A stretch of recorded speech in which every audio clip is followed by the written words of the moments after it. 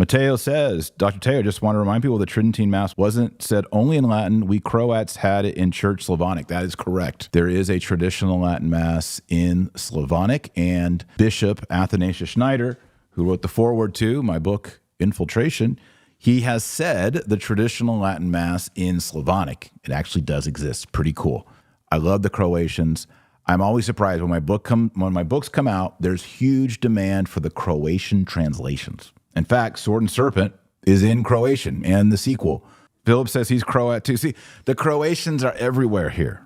I was in Paris once, and a Croatian brother and sister met up with us, and we had coffee, and we went to a Latin Mass church and just hung out with Croatians in Paris. It was awesome.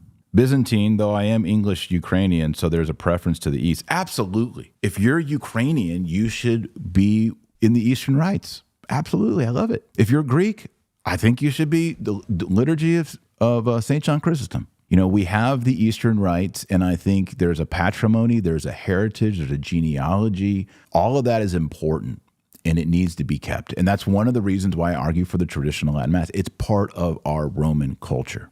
It would be like going to the Melkites and saying, all right, y'all do the liturgy of St. John Chrysostom. Well, we're going to change that by 15%, and we're going to enforce it on y'all. And they're like, well, we don't want to do that. We're going to do the old traditional. That's kind of how I feel about in the Roman rite.